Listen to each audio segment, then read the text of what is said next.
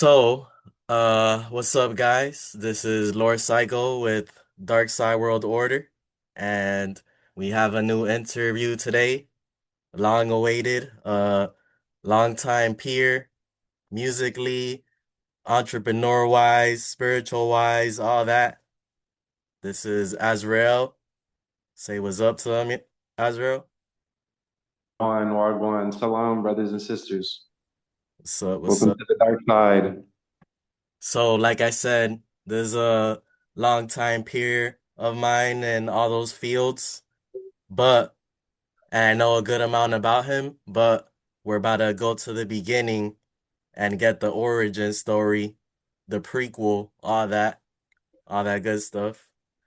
So, Azrael, where are you from? I was born in, a lot of people don't know this. I was born in Indianapolis or Greencastle, Indiana. Oh shit, okay. And then when I was 2 months old, my parents split, and then my mom moved out here to South Florida. You said how old? 2 months. 2 months, okay. South Florida. And And from then there, the boy moved around. That's why I like one of the questions I hate being asked the most is like where you're from. Cause like, bruh, it's a difficult question to answer. Like I said, 2 months. I was born in Indiana. Two okay, months old. I moved out here to SoFlo, and then my mom worked for like Delta Airlines. So we were always like moving around. When I turned 6, we moved to Houston. When I turned 12, we moved to Atlanta, Georgia. And then, finally when I, ended up back out here. okay. It was a Um, clean, I ain't gonna lie, but yeah. and of all of those, where were some of the places that stood out or that you enjoyed the most during your upbringing? Definitely Georgia. Okay.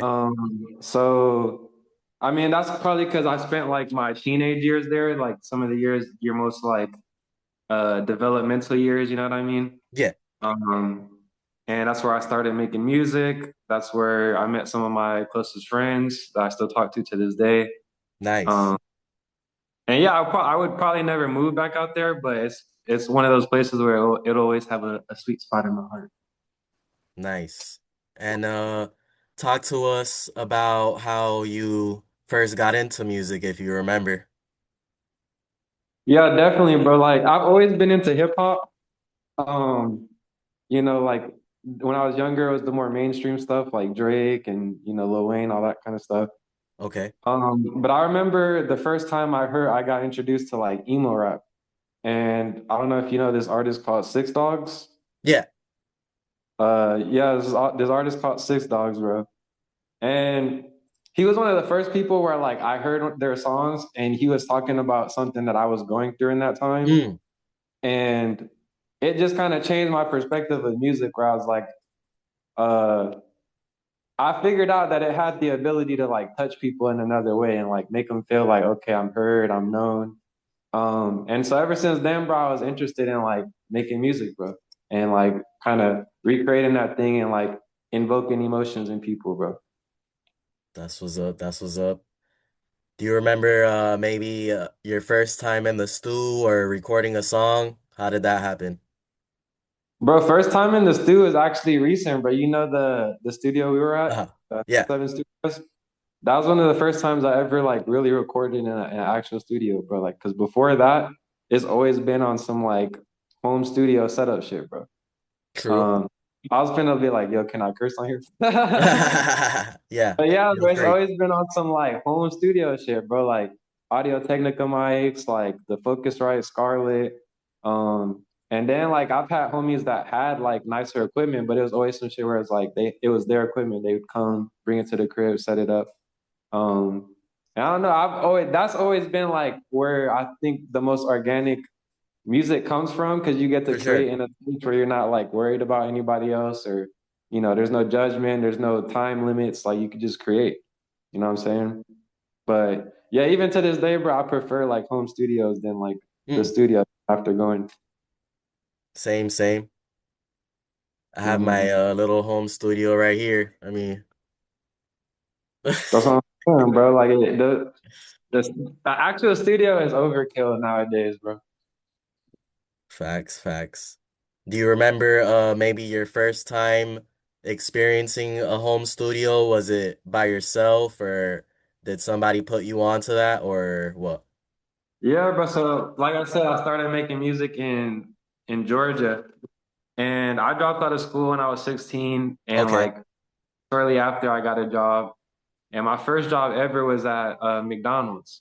okay, And so, like before then, bro, like I had started making music a little bit, but like, bro, I was like recording on a snowball mic. You know what I'm okay. saying? That was Ah, pretty much in the Apple headphones. true. And at that McDonald's, bro, I had met, other niggas that made music and stuff, bro. Okay, And so like from there, like I got introduced to my homie Trip, who I'm still cool with to this day.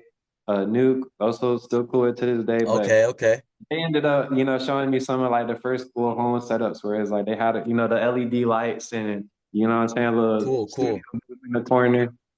But yeah. That's what's up. That's what's up. And then let's touch on your spiritual and entrepreneur roots. How did those things start? So my grandma's or my mom's pretty much secular, like she doesn't really follow any particular faith. Okay. My grandfather was into like Native American stuff. Like he used to be a chief and some stuff out here Oh in Florida. shit. I don't even know what the name of the tribe was. I'll figure it out for you later. Bet. My grandmother was Christian, and so that was kind of like my main uh like what's the word? I guess relationship with spirituality because like she would Okay. be the one like take me to the churches and like drag me to church every Sunday and stuff Uh-huh. like that. And my grandfather's stuff, like even though he was doing the Native American stuff, that was like way over my head at that time, bro. I'm like 6, 7 years old, bro. I'm not knowing Six, anything. seven. But yeah, bro. So like from a young age, bro, the Christianity stuff really like kind of pushed me in the atheist direction. Because Mm, I just remember being at a young age, like just having questions about, like, I don't remember the specific questions, but about Jesus, about God, just different things. And like, I remember like the one moment where this lady, like, I asked the question and she was like, oh, you can't ask that. Like, you're going to go to hell. So basically insinuating like, Maya's going to go to hell, bro, for like even thinking about this stuff. And mm. like ever since then, bro, I was like, bro, this shit fake, bro. I'm like, this lady just told a 7-year-old I'm finna go to hell, bro. I ain't even do nothing. Yeah. And yeah, bro. Was atheist for most of my life until I was about like 15, 16. And I had a homie who was like mad into psychedelics. And so that like put me into like my new age spirituality phase where I was kind of getting into chakras and astral projection and um finally, when I was 19, I don't want the answer to be too long, but when I was like 19, 20, I started getting into self-development. And there's this book called The Science of Getting Rich, which introduced Oh me to, shit. yeah, it introduced me to this concept called monism, which is the idea that everything is God essentially. Like everything is Hmm. one. Um, everything is different attributes or different expressions of, one single being. And that pretty much primed me up for, what I believe in now, Islam. And because there's a lot of similarities between the two, like, that philosophy in Islam. Yeah. Um, but yeah, that's where we at today, bro. So now we're at Islam. Talk to us a little bit about that and some of the points of why you fuck with it the most and maybe some things that people don't know about it that might benefit them. Um, I guess for me, I'm pretty big on like logic and proof and it's gotten to the point where I can't like out I couldn't like what you call it? Like there's no other alternatives as to like explaining why we're here, what this Uh-huh. is. And so I kind of see it as like if you took all of the religions and you put them in like, you know, a bucket, like which one has the highest probability of being true? And Uh-huh. that's kind of that was my approach when I was like looking at, okay, if one of these is the truth, because they can't all be true. They're making different claims. You know, which one is it? Which one has the highest probability? And for me, uh, I looked at the five major religions. I figured if there was a God, they wouldn't be like he wouldn't have some religion that's like unknown or unheard of or like nobody follows. And then out of the three major religions, three of them are correlated, which for me, um, is kind of like a green flag where it's like, okay, there's these three different religions that are from three different time periods, and they're all kind of saying a similar message. Yeah. Out of those three religions, only one of them, to kind of not to go too in depth with it, only one of them has a preserved text. Only one of them has, archaeological evidence. Like we don't have anything from even Jesus, Yeah. in regards to like where he was buried or where he died or some clothes or something.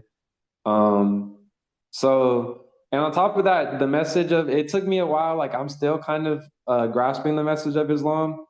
Um, but the message is pretty like it's something where like even if it's not true, it wouldn't hurt me to be like, okay, I held myself to a standard where, I believe that, there's this God that created us and we're being tested on, what we're gonna do with our free will essentially. You know what I'm saying? Are Mm. we gonna fuck off with it? Or are we gonna, do right by it? Appreciate our lives. Cool, cool. Let's see, some things that people don't know about Islam. I would say like a common thing that people don't know that I mean now that like we're a little more familiar with it, it's probably not as surprising.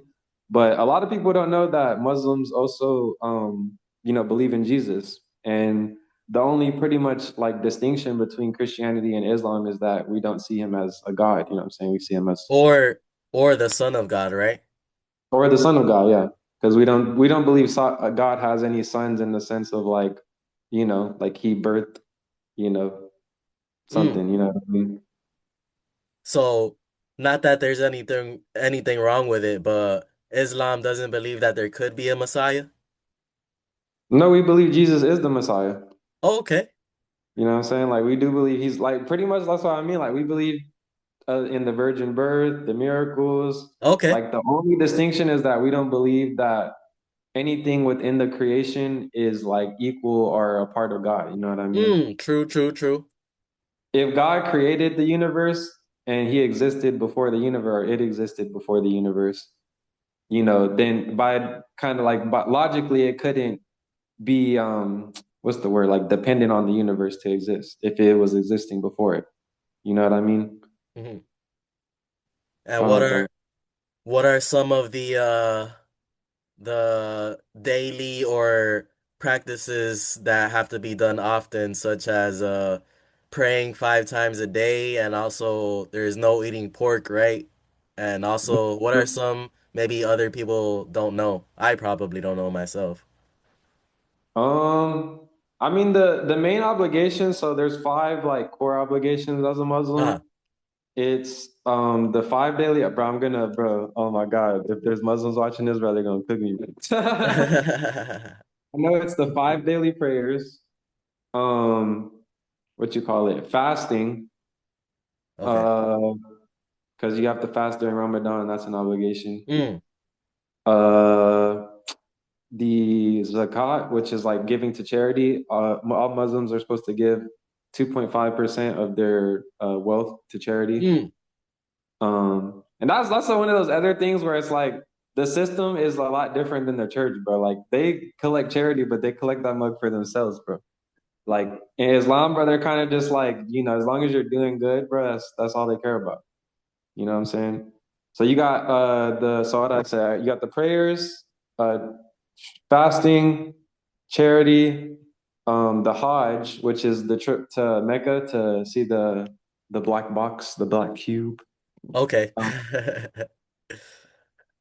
yeah, I feel like I said five, but yeah, those are the main obligations. But everything else is just kind of either discouraged or there's certain things you're supposed to stay away from. But a lot of I think one that's another like that is one thing that I think a lot of people kind of get misconstrued is like a lot of the rules aren't rules because like God just doesn't want you to do them, bro. Like a lot of the rules are because they're transgressions either against yourself. you know, because one of our beliefs is that our bodies are, you know, our lives are a trust from God as well. Like we don't Mm, own our lives. I mean, we're gonna die one day, so that's also logic that aligns with yeah. logic. And so most of the things that are transgressions or like things you're not supposed to do are again things that would go against yourself, go against somebody else, somebody around you. Like it's just things that if you think about it at the end of the day, it's not good. You know what I mean?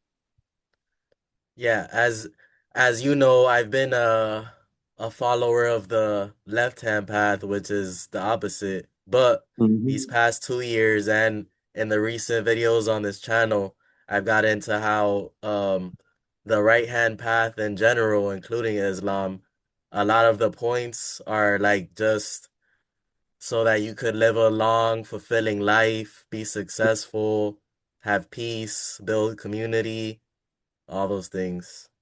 Good Hmm. stuff. And I think it's important, you know, going back to like, you know, trying to weigh out which religion or which path is the right path or the true path. Well, because right path and true path can be two different things. Because a right path yes, can be subjective. yeah. Um, Damn, bro, I forgot my point, bro. I But mean, my point pretty gone. much like there's many right-hand paths, but how you're probably getting into how you believe there's one true one, I mean, that I do believe, bro. I do believe there is one true path. which to get further into that from someone who would know more about it than me, tell some of the viewers about the Islamic Golden Age for those who don't know. Bro, you know what's so crazy? I was just Huh. talking about it earlier. Uh-huh. Um, bro, I feel like a lot of the secrets and the things that like we feel like are being hidden are in the Okay. Islamic Golden Age. Cause like there's a lot of stuff that even I don't know about, bro. Um, and it's something that, you know, I think the thing that makes me pick my brain the most is that Uh-huh. we know a lot about Egypt and you know, the pharaohs, how it Yeah. worked, like different things. Like most the general population knows a lot about Egypt. But that was 3,000 years ago, bro. That was a long, long time ago. And Yeah. we have civilization, Al-Andalus, which was like the Islamic capital. Okay. You know, that was Spain before it was Spain. Oh shit. Before they took it back in the I think it was 1400s. Um, it was arguably either equal or greater than Egypt. Like it was a center of, you know, knowledge. They had these things places called like or what was it, like the Library of Wisdom or something, where Okay. like people together and talk about philosophy. You know, people, and then it was like they were so advanced that, Yeah. you know, in the Western empires would travel to, you know, El Andalus and different. I think it was Bangladesh was another like uh you know what you call it, like a big city Yeah. in the Islamic Golden Age. And people would travel there to like learn and, you Uh-huh. know, study, like exchange art, different things like that. Um, so yeah, I think it's just kind of it's crazy that we don't really know anything about this civilization, and it's like our timeline just kind of starts in the 1400s with Christopher Columbus, bro. Interesting, But interesting. even a lot of like Africans, bro, you know how like, you know, Africans are kind of displaced and especially like African Americans. Yeah. Um, bro, a lot of like, especially in Northern Africa, like a lot of those areas were Islamic, bro. They were part of the Islamic Empire. So it's Mm. like, I feel like a lot of these people, like you can kind of see the transition when like the Crusades happened and it was like they kind of brainwashed us all into like forgetting that part of the timeline and Mm. like rocking with Jesus and like all this, you know, Western stuff, bro.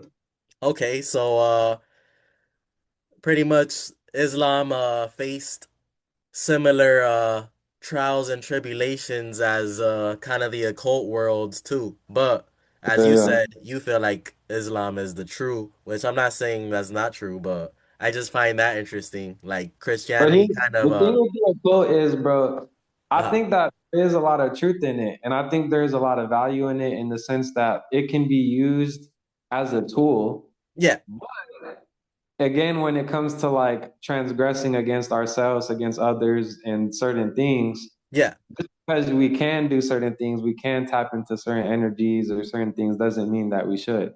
Yeah, that's And true. I agree.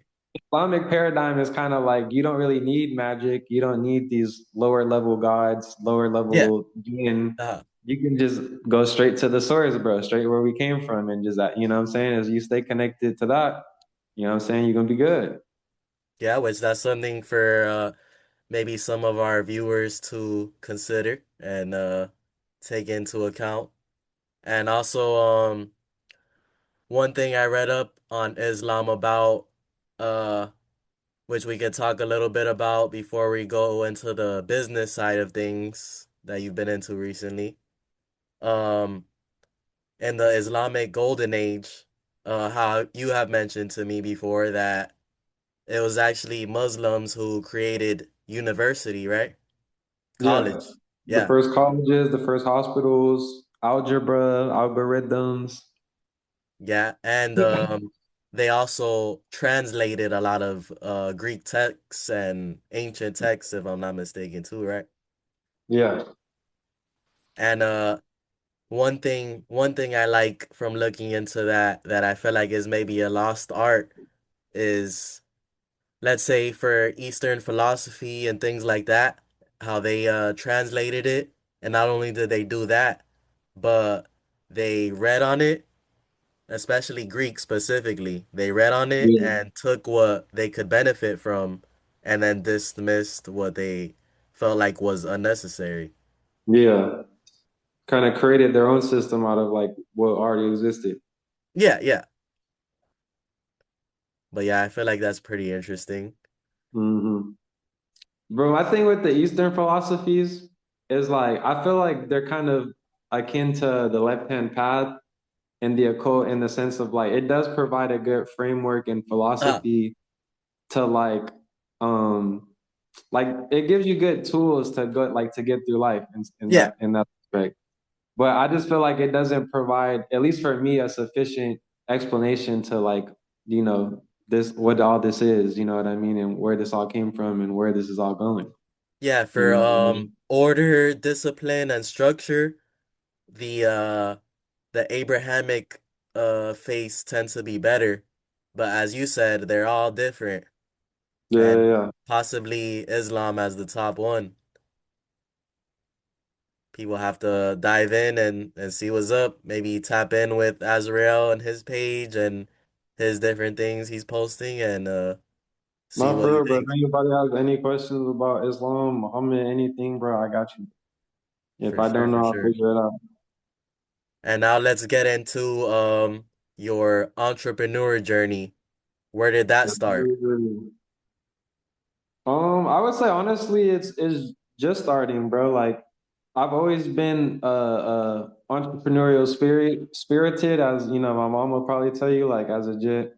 If I wanted something, bro, I'm selling cookies. Like take people's trash out for $1, bro. Like I would do what I need to do to get what I wanted. But I guess like now it's gotten to a point where I have like a good understanding of like I've always been into marketing, but I've never kind of used it to like, try a business or, to really start something. I never like had an LLC or anything. Mhm. Um, but that's about to change soon, hopefully, with Neo Andalus. That's supposed to be like basically like the upgraded version of BRB, in the sense of like I really want to try this like digital community space business model where it's like we try to like curate a digital space, a private digital space, whereas obviously you have to pay to get in. Um, so yeah, we're gonna see how that goes, bro. And that'll be like my first actual business, bro. Which I would say I fuck with the concept of it being named after the Islamic city. And now that you're into that and it's more about community, like I feel like it'll go hand in hand and go much more well to compared to the BRB, possibly. Yeah, bro. Honestly, like that's the whole idea of it. It's like it's the concept is supposed to be counterculture. You know what I'm saying? Like everybody's kind of like paying attention to the Cardis and um basically like the alternative hip hop scene promotes a lot of degeneracy. And so like this brand is kind of supposed to represent the ability for us to like still have fun, still express ourselves. Like you don't have to be a fucking square to Yeah, be responsible, be healthy. And it's gonna be a home for people where it's like, bro, they're not squares, but they're also not trying to fucking do Zans and like, uh dabble in like the degeneracies of the scene, bro. true, true. That's a similar concept I'm going for, but with a little bit of a vampire gothic drip. You already know. Okay, so hey, Van Play. Yeah. But what about like who have been some of your role models or figures that helped you begin the space and ones you got into later on as you evolved? I'll probably say, bro, honestly, I think one of the most underrated like self-help gurus. I Okay. don't know if you know Ty Lopez. I've heard of him, but Here in my garage, just got this new Lamborghini here. You remember that? You nah, remember that nah. shit? What, bro? That ad was everywhere, bro. But this guy is like this rich dude. He looked like a nerd, bro. He's like in his garage, and like this shit went viral. He was like one of the first ever like self-help gurus to like kind of master the. He was like Andrew Tate before Andrew Tate, basically. Mm. Where Um, was he prominent on? What platform? YouTube, Mm. Instagram. This was Okay. back when like YouTubers were still kind of the main thing. But so yeah, Ty Lopez, I like him a lot. Alex Hormozy, Alex Hormozy. Yeah, yeah. Um, who else? Who else? Who else? And then probably like the author of The Science of Getting Rich. I think Cool. his name is Wallace D. Waddles or something like that. I forgot his name, but good book for sure. Yeah, it's actually a series, bro. It's three books. It's The Science of Getting Mm. Rich, The Science of Being Good or something like that, Okay. and The Science of Being Great. Nice. You know what I'm saying? It's a Sounds little good. series, bro. A cool author, real quick, for me to give some game for the viewers that I've been into recently is John C. Maxwell. I like him a lot. John C. What's a good book from him, bro?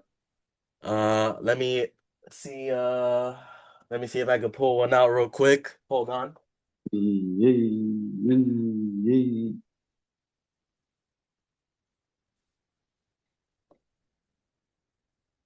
I was actually able to grab two real quick. This one right here. Yeah, I seen you post that one on your story, bro. 16 Undeniable Laws of Communication. Finished it. Super fire. But yeah, he does a lot of books on communication, leadership, teamwork, um, different things along those lines. This one right here, I Yeah, haven't read it yet, but I will. The 17 Indisputable Laws of Teamwork. Fire yeah, I'm sure shit. gems in there, bro. Hell yeah. Also, this dude, Tony Robbins, bro. Yeah, I heard of him. Yeah, Bro, he just started like popping back up, and he's also been a cool guy because he's a billionaire. So Um, if you ever like watch billionaires, bro, they like their mentality and the way they like look at business is very different than people at a lower level. And that's one of the reasons for that sure. like I really like the way you do your business because it's something where it's like we're passionate about the ideas of it. And it's not just something where we're like, oh, like we're just trying to make some money, bro. Just, you know what I'm saying? Yeah, facts. That's how most people, approach life in general, bro. Like they take jobs because it makes money. They start certain businesses because like whether it's drop shipping or whatever, because they feel like they can make money out of it. But one of the things like Tony Robbins kind of is big on is like, um, your main priority should be impact and like your business should have like a goal as in to like, oh, we're gonna change like this many people's lives, or we're Facts. gonna like provide a space for however many amount of people. And obviously if you're impacting lives and providing good services, good products, then you're good money is a result of that. You know what I'm saying? Yes. But money should never be like the main goal. You know what I'm saying?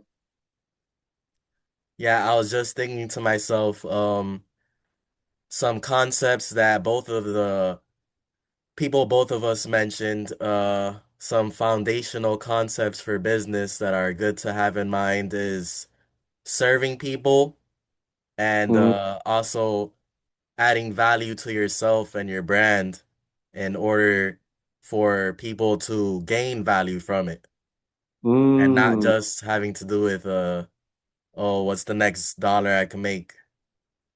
And sometimes it's about free work and providing the value and community rather than just looking for money.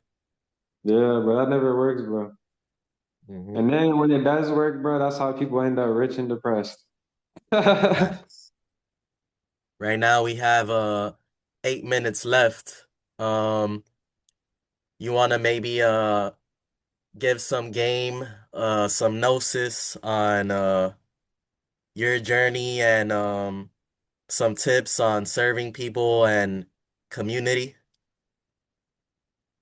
Um, let's see. Like for your community, what are some guidelines or things you like to have in mind for growing?